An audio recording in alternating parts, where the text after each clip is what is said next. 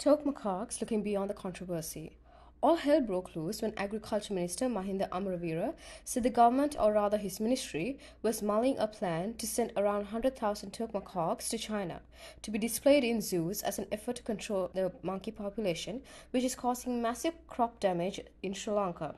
A committee was to be formed to hold discussions with a group of Chinese representatives, while another committee was mooted comprising officials from the Attorney General's Department and the Department of Wildlife Conservation to formulate the necessary laws to undertake the proposed task. A recent survey conducted by Hector Koberbada Agrarian Research and Trading Institute shows that monkeys and giant squirrels had damaged 93 million coconuts and various other crops island-wide from January to June 2022, which accumulates to a loss of Rs 6,638 million. As per the report on crop damage caused by wild animals in the country, toque macaques and giant squirrels mostly target coconuts, while elephants, wild boar, peacocks, and porcupines are the cause of damage to paddy harvest.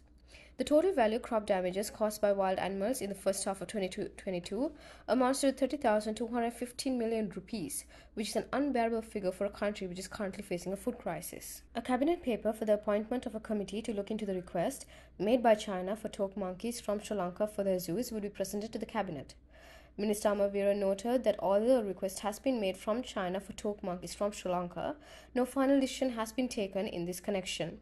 He said a Chinese company that handles several private zoological gardens had made a request to provide monkeys from Sri Lanka for their zoos, adding, however, that a committee comprising representatives from Department of Wildlife Conservation, Department of Zoological Garden, Attorney General Department, Minister of Agriculture and Department of Agriculture will be appointed to inspect the relevant request.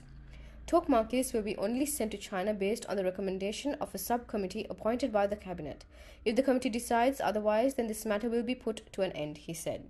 The lack of transparency and dodgy responses to opposing parties without concrete evidence from state officials and ministers has once again led interested parties, including activists, to romanticize an actual issue and take emotional approaches without making reasonable attempts to reach policy-based solutions. While stating that there have been certain misunderstandings in this regard, he noted that those who oppose this proposal have not provided alternatives to tackle crop damage caused by toque monkeys, and thereby that it has to be looked with an open mind. Meanwhile, senior advisor to the Center for Environmental Justice, Hemantha Vitanaga, said legal actions will be instituted if a decision is taken to unlawfully export toque monkeys to China. He said there is a high possibility that toque monkeys are likely to be exported to China for testing laboratories, adding that in the recent past there have been shortage of test animals for laboratories in certain countries, including China. The proposal is to export monkeys for zoos, but there are also approximately 18 such facilities in China, and if Sri Lanka is to export 100,000 toque monkeys, that amounts to at least 5,000 monkeys per facility, he said, adding thereby that it sounds illogical. Vitanaga emphasized that a huge sum of money will have to be incurred to capture 100,000 monkeys, while questioning as to why sum of money cannot be used to compensate for crop damage by animals. The issue of crop damage requires a long-term solution, especially in terms of putting an end to clearing forests, resulting in destruction of food sources for animals, including monkeys, due to which they tend to go to villages in search for food, often resulting in such damage, he said.